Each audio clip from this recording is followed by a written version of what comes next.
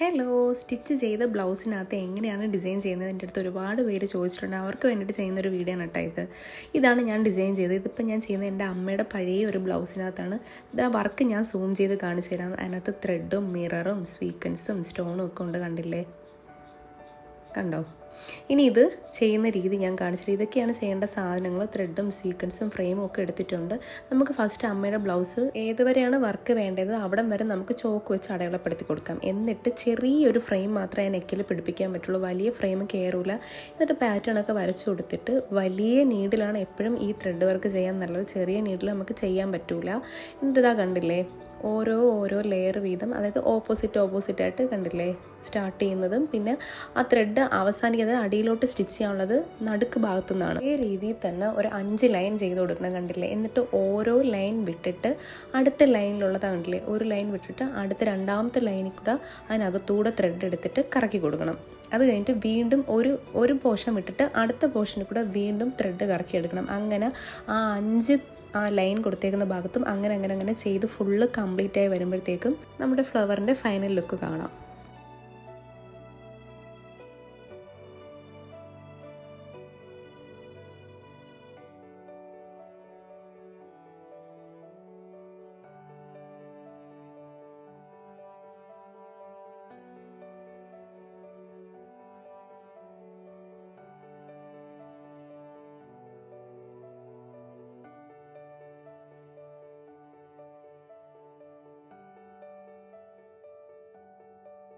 ഇനി നമുക്ക് വേറൊരു മോഡലുള്ള ഫ്ലവർ ചെയ്യണം. അതിന് വേണ്ടിയിട്ട് ഞാൻ ത്രെഡ് മാറ്റിക്കൊടുത്ത്, ഇതിപ്പോൾ ഒരു ലൈറ്റ് മെറൂൺ ഷെയ്ഡ് ബ്ലൗസ് ആയതുകൊണ്ട് ഞാൻ ഒരു ഓറഞ്ചും റെഡുമാണ് കൊടുത്തത്. നമുക്ക് എപ്പോഴും ബ്ലൗസിൻ്റെ കോൺട്രാസ്റ്റ് ഷെയ്ഡ് മാത്രമേ നമ്മൾ ത്രെഡ് വർക്ക് ചെയ്യുള്ളൂ, എന്നാലേ കുറച്ചുകൂടെ ഭംഗി ഉണ്ടാവുള്ളൂ. ഇപ്പം ഞാൻ വേറൊരു മോഡൽ ചെയ്യുകയാണ്.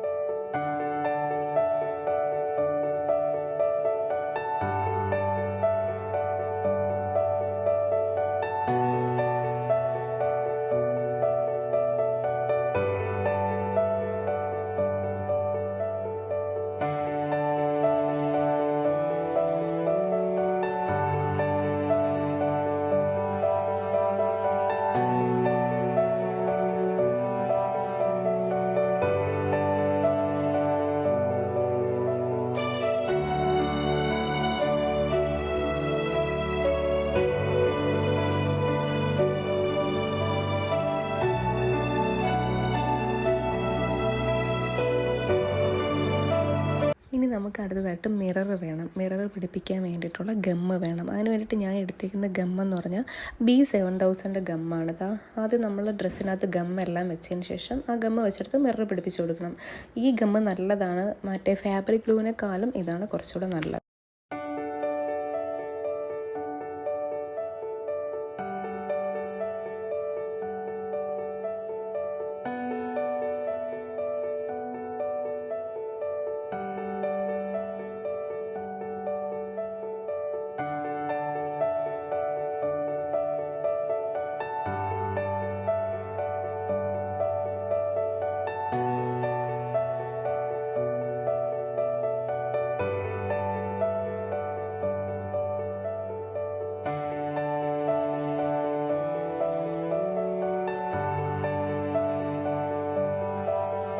ഇതിപ്പോൾ ഞാൻ ചെറുതായിട്ടേ വർക്ക് കാണിക്കുന്നുള്ളൂ. അതിനകത്ത് മെയിൻ ഏതൊക്കെയാണ് ഫ്ലവർ കൊടുത്തിട്ടുള്ളത് അതൊക്കെയാണ് ഞാൻ കാണിക്കുന്നത്. ഇനി നമുക്ക് ബീഡ്സ് പിടിപ്പിക്കുന്നത് എങ്ങനെയാണെന്ന് കാണിച്ചു തരാം.